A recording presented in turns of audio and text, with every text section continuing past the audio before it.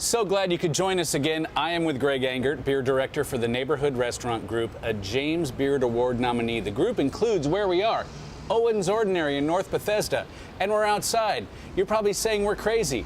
It's not that bad. They have very nice outdoor tables here with a, what do you call that? An awning. An awning. Yeah, that's great. You also got the two Roosticos in Boston and Alexandria. Greg, it is always good to see you. You too, bud.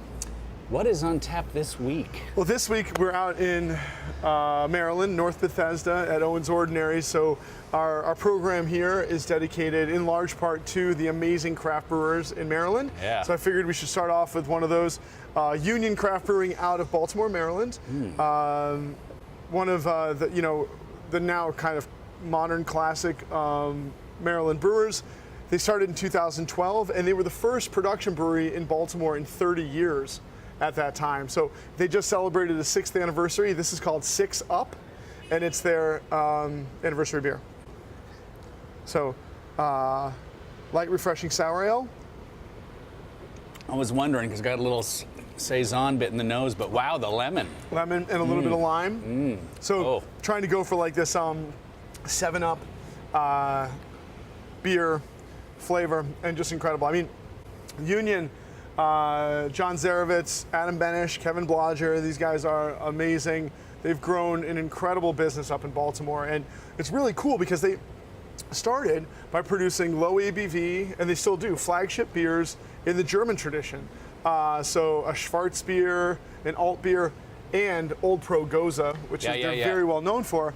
And so they really, they get their sours right every time, which is not easy to do. There's a lot of sour beers out there nowadays. Many of them are not as clean and quenching and refreshing as they should be, and the base beer they use is always really, really perfect. And they have a wide range too of different stuff, like the Old Pro you mentioned. Yep. I mean, they're always like a go-to.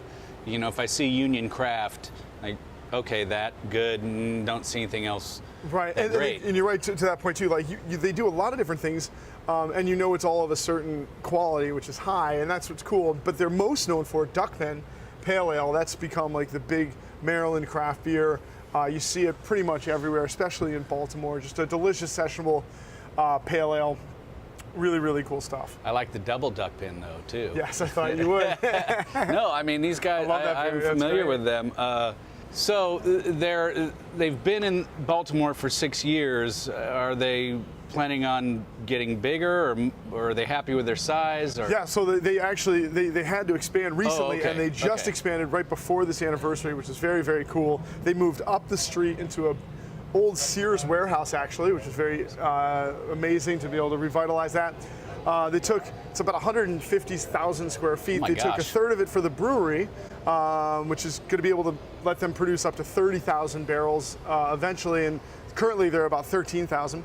And then the other 2/3 of the space is dedicated to local producers and purveyors, local makers. So I think they have somebody making ice cream in there, and they have a space for coffee roasting. It's just a really cool community of producers in this new facility. Everything you could possibly want. Are there any old craftsman tools left over in the warehouse? I could use a ratchet. These probably been long gone at this point. Well, this is really refreshing and so nice, and not overly tart, but so citrusy. What would you pair it with? I know the sky's the limit. I know you're going to tell me seafood. Definitely seafood. Tex-Mex. Think of anything you'd squeeze like a lime on. Like think of tacos and fajitas and things like that would be really great. Salads of any kind. This is going to serve as like your lemon vinaigrette. And then it's really great with Vietnamese cuisine. Like banh mi, but pho particularly. Vietnamese soup. You always like to squeeze a little lime in there. It goes so great with all the different flavors.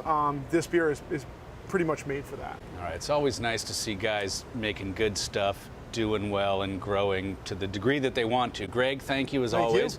Everyone, please always do drink responsibly, and be sure to bring your thirst next time for another Beer of the Week.